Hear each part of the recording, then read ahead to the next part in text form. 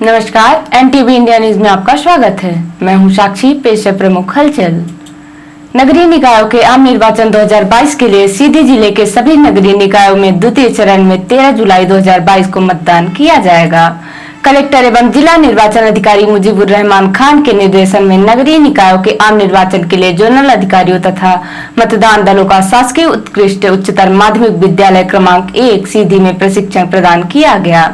Master trainers द्वारा zonal अधिकारियों तथा मतदान दलों का मध्य प्रदेश राज्य निर्वाचन आयोग द्वारा जारी दिशा निर्देशों से अवगत कराया गया। प्रशिक्षण में निर्वाचन की पूरी प्रक्रिया के विषय में विस्तार पूर्वक बताया गया। पीठासीन अधिकारी तथा मतदान दल के कर्तव्यों एवं जिम्मेदारियों के विषय में बताया गया। नगरीय निकायों के मतदान ईवीएम के माध्यम से कराया जाएगा। मास्टर ट्रेनर्स द्वारा ईवीएम के संचालन में बरती जाने वाली सावधानियों तथा मॉक पोल की प्रक्रिया के विषय में बताया गया।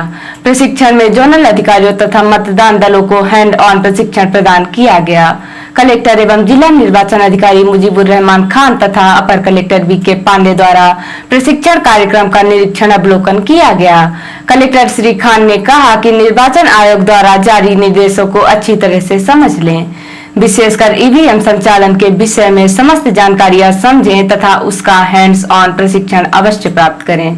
कलेक्टर ने कहा कि निर्वाचन संबंधी प्रशिक्षण को पूरी गंभीरता से प्राप्त करें तथा त्रुटि रहित एवं निष्पक्ष निर्वाचन संपन्न कराएं। इसके पश्चात जोनल अधिकारियों के साथ बैठक में कलेक्टर श्री खान ने निर्देशित किया कि सभी मतदान केंद्रों का निरीक्षण कर आधारभूत सुविधाओं की उपलब्धता के विषय में जानकारी उपलब्ध कराएं। उन्होंने संबंधित विभागीय अधिकारियों को जोनल अधिकारियों की रिपोर्ट के आधार पर मतदान केंद्रों में आवश्यक व्यवस्थाएं सुनिश्चित करने के निर्देश दिए हैं। इस अवसर पर उपखंड अधिकारी गोपत बनास दिनेश शर्मा, डिप्टी कलेक्टर श्रेयस गोखले सहित जोनल अधिकारी उपस्थित रहे। नगर पालिका चुनाव में सीधी जिले के मशहूर अधिवक्ता विनोद वर्मा की बहू वार्ड नंबर 3 से कांग्रेस उम्मीदवार के रूप में चुनाव मैदान में उतरी हुई हैं और वह वार्ड के घर घर में जाकर मतदाताओं से उन्हें वोट देने की अपील कर रही हैं। उनका कहना है कि वार्ड के लोग एक नया प्रत्याशी उन्हें चुनकर और वार्ड के विकास के लिए उन्हें सेवा का अवसर दें।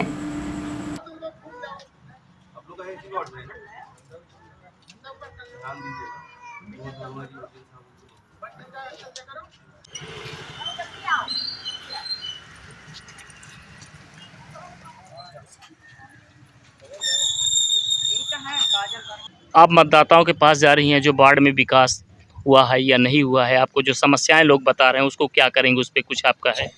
मैं ये कहना चाहूँगी कि जनता से कि आप मुझे वोट दें, मुझे नया पार्षद चुनें और मुझे अपना अपना आशीर्वाद दें और मुझे मत दें। उसके साथ मैं उनके साथ में पूरी कोशिश करूँगी कि जो भी उन्हें असुविधाएं हुई मैं उन्हें सुविधाएं देना चाहती हूँ और पूरी मैं ईमानदारी के साथ यह करना चाहती हूँ। बाद में प्रचार के दौरान ही एडवोकेट विनोद वर्मा ने मीडिया को बताया कि वह लंबे समय से नगरीय निकाय चुनाव के लिए सक्रिय थे, लेकिन चुनाव टलते गए। अब एक बार फिर से वो अपनी बहू को लेकर चुनाव मैदान में हैं। इसके साथ ही उन्होंने कहा कि वार्ड के विकास के लिए जो भी प्राथमिकताएं हैं वह हमारे घोषणा पत्र में जारी की जा रही हैं, जिसे हम पूरा करेंगे। ऐसा है कि जहाँ तक सीधी शहर के मतदाताओं का प्रश्न है वो हमसे भली भांति परिचित है और करीब 3 वर्ष से जब ये सीट पिछड़ा वर्ग महिला थी और जनता से निर्वाचन होना था अध्यक्ष का, तब से हम सक्रिय रूप से सभी वार्डों में लगे रहे हैं। कमलनाथ जी की सरकार ने जब वार्ड पार्षद से निर्वाचन की बात की तब हम 3 नंबर वार्ड में सक्रिय रूप से मतदाताओं के बीच कार्य करते रहे हैं। इसलिए मतदाताओं का रुझान कांग्रेस पार्टी के प्रति है। बाकी मतदान और परिणाम बताएगा।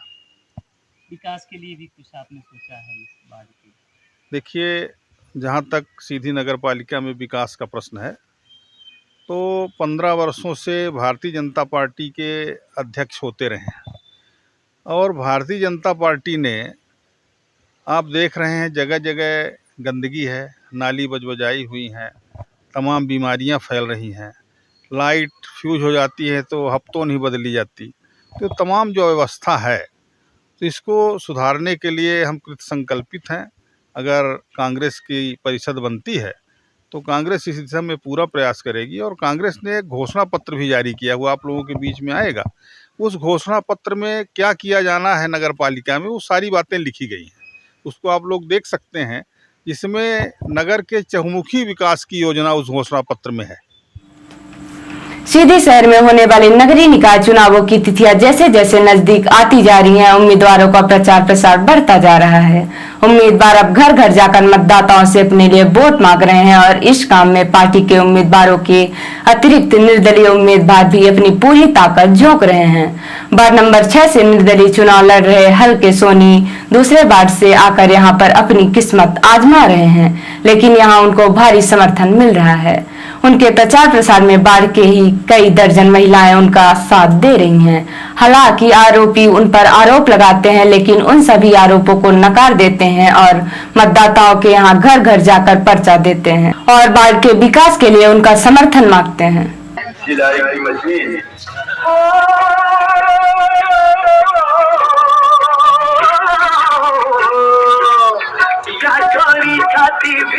प्रचार प्रसार के दौरान एनटीवी इंडिया न्यूज ने उनसे उनकी कार्य प्राथमिकताएं जाननी चाहिए तो उन्होंने कहा कि वार्ड नंबर 6 में गरीब लोग रहते हैं जिन्हें विवाह में पहले इसके लिए काफी पैसे खर्च करने पड़ते हैं। सबसे पहले वह वार्ड में सामुदायिक भवन बनवाएंगे जिससे लोगों को निःशुल्क विवाह घर मिल सके। इसके साथ ही उन्होंने कहा कि वार्ड में बिजली पानी और नाली की पर्याप्त व्यवस्था की जाएगी। उन पर बाबरी प्रत्याशी होने का लग रहे आरोप का जवाब देते उन्होंने कहा कि मैं इसी शहर का निवासी हूं। इससे पहले वार्ड नंबर 22 में पार्षद था, मैंने वहां भी काफी विकास के लिए काम किए हैं, मैं बाहरी नहीं हूं। हल्के जी, आप वार्ड नंबर 6 से निर्दलीय प्रत्याशी के रूप में मैदान में उतरे हुए हैं। बाढ़ के विकास के लिए क्या योजनाएं हैं आपकी? सबसे पहले तो आपको धन्यवाद जो आपने निर्दलीय प्रत्याशी को के पास आके और स्टेटमेंट ले रहे हैं, बहुत बहुत धन्यवाद आपको धर्मेंद्र जी। वार्ड नंबर 6 का विकास, पहला नंबर तो इंदिरा नगर में आज तक हमने देखा है वहाँ पिछड़े जात के और गरीब लोग हैं, उनके पास पैलेस में शादी अगर होती है तो 2 लाख 3 लाख रुपए 1 लाख रुपए पैलेस के लिए व्यवस्था नहीं है। पहला नंबर, पहली प्राथमिकता मेरी वहाँ विवाह घर एक बनवाएंगे, नगर पालिका और गवर्नमेंट की ज़मीन है, सबसे पहला काम ये। दूसरा काम नाली नर्दा ये साफ़ करवाएंगे और हर व्यक्ति का ये क्या कहते हैं मूलभूत जो भी योजना है वो सारी योजना मैं लड़ झगड़ के दिलवाऊंगा, ये मेरा वादा रहा। और हमने वार्ड नंबर 22 से 7 साल पार्षद से 5 साल का वो होता है, पर इस बार ऐसा हुआ गवर्नमेंट का निर्देश कि 7 साल से पार्षद से, तो जिसको भी पता लगाना हो वार्ड नंबर 22 से जाके पता लगा लें। और मैं 20 वर्ष से स्वर्णकार समाज का निर्वाचित अध्यक्ष हूँ, मेरे ऊपर कोई ब्लेम नहीं है। मेरे साथ आज भी सोनी लोग हैं, वार्ड नंबर 6 के सभी लोग हैं। इन लोगों ने हमें कहा कि आप चुनाव लड़िए, मैं उतर के और आके मैदान में आ गया। आप पे आरोप लगता है कि आप बाहरी प्रत्याशी हैं, आप अपने घर के लोगों को प्रचार लेकर करने नहीं आते हैं, इस पर क्या कहना आपका? घर के लोग ऐसा है कि हमारे बड़े भाई साहब ख़त्म हो गए, बच्चा मेरा है तो वो बॉम्बे में रहता है, बिटिया भोपाल में रहती है, पत्नी मेरी हाउसवाइफ है और भतीजे 2 हैं हमारे, 2 के दोनों व्यापारी हैं, दुकान में हैं। और हमको तो वार्ड के लोगों से ना वोट मिलना है, तो वार्ड के लोग हैं, 6 वार्ड के लोग हैं मेरे साथ, जितने हैं सब 6 वार्ड के लोग हैं, सारे पिछड़े वर्ग के लोग हैं, सोनी हैं, सिंधी हैं, आप देखिए हर वर्ग के लोग मेरे साथ हैं और इन्हीं लोगों से ना हमको वोट मिलना है।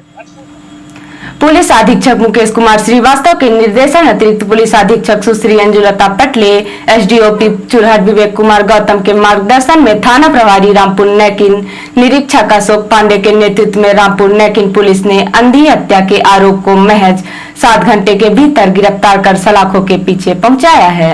बताया गया कि फरियादी राजभान कोरी निवासी गोपालपुर कोरियान टोला दिनांक 30 जून को रात्रि थाना जाकर इस आशय की सूचना लेकर आया कि विनय कोरी के घर के सामने पुलिया के पास आम रोड में बिस्नी कोरी खून से लथपथ मृत हालत में पड़ा है। सूचना पर तत्काल स्वयं में हमराह स्टाफ घटना स्थल पर रवाना होकर घटना स्थल पहुंचे तो देखा कि बिस्नी कोरी की लाश पुलिया के पास मृत अवस्था में पड़ी मिली, जहां पर काफी खून पड़ा हुआ था। वह सिर में व बाएं कनपटी कान के पास धारदार हथियार से कटी चोट के निशान है, जिसे देखकर प्रथम दृष्टया हत्या प्रतीत हो रही है। फरियादी की सूचना एवं घटना स्थल के तस्दीक के बाद धारा 302 का अपराध कायम कर वरिष्ठ अधिकारियों को अवगत कराया गया। वरिष्ठ अधिकारियों के कुशल मार्गदर्शन में अंधी हत्या के आरोपी के पता तलाश के लिए थाना स्टाफ के साथ तत्काल रवाना होकर सभी संदेहियों से पूछताछ की गई। साथ ही मुखबिर तंत्र को सक्रिय किया गया। दौरान विवेचना मुखबिर की सूचना पर पाया गया कि त्रिवेंद्रम कोरी, जो मृतक का रिश्तेदार लगता है, घटना समय से घर में दिखाई नहीं दे रहा है, जिसकी पता तलाश किया, जो कि ग्राम पटेरा प्राथमिक पाठशाला के पास में मिला, जिससे पूछताछ की गई। जो आरोपी द्वारा जुर्म स्वीकार करते हुए बताया कि मृतक बिस्नी कोरी उर्फ नंदलाल कोरी मेरे घर अधिकतर आता जाता था, जिससे यह शंका थी कि मेरी मां का इसके साथ अवैध संबंध है। इसी के चलते मौका पकड़ दिनांक 30/6/2022 की रात को गड़ासा से हत्या कर गड़ासा को घर के बुसौला में छिपा कर रख दिया हूं, जो आरोपी से हत्या में प्रयुक्त किया गया। गड़ासा बताए गए स्थान से बरामद कर आरोपी को गिरफ्तार कर माननीय न्यायालय में पेश किया गया है।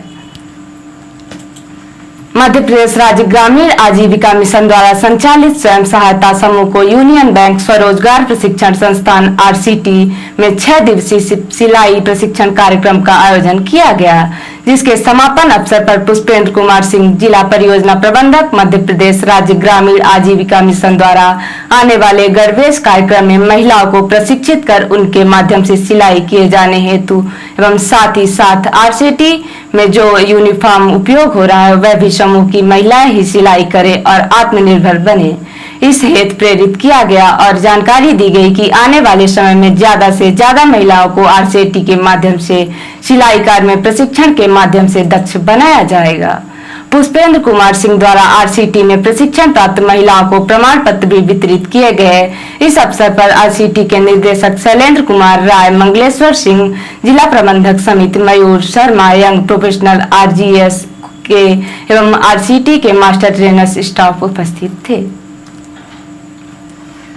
और अब पेश है प्रादेशिक हलचल। शिवराज बोले, कांग्रेस के कारण पैदा हुआ आतंकवाद। कमलनाथ ने कहा, बीजेपी समाज को बांट रही है। सागर में मरने के 9 दिन बाद जीता सरपंची। MP में हार से बौखलाए प्रत्याशी। रीवा में जीतने पर सड़क बनवाई, हारा तो खोद दी। घर के सामने से अगवा कर युवती से गैंगरेप। रीवा में वारदात के बाद गांव में फेंक गए बाइक सवार 2 गिरफ्तार। और छतरपुर में पंचायत चुनाव में हारे प्रत्याशी ने किया हमला। जीते उम्मीदवार के समर्थकों के घरों में घुसकर मारा। और अब पेश है राष्ट्रीय हलचल। कन्हैया का हत्यारा रियाज था बीजेपी मेंबर। लोकसभा चुनाव से पहले जुड़ा पार्टी का दुपट्टा पहनाकर किया था स्वागत। महाराष्ट्र विधानसभा में भाजपा का स्पीकर आदित्य ठाकरे समेत 16 विधायकों को अयोग्य घोषित करने की मांग। पटना में अतिक्रमण हटाने गई पुलिस पर हमला। SP समेत कई पुलिस वाले घायल। 95 घरों पर चल रहा बुलडोजर। और 40,000 लोगों ने किए बाबा अमरनाथ के दर्शन। 5 श्रद्धालुओं की मौत, 1 लापता। तो ये थी आज की प्रमुख हलचल। नमस्कार।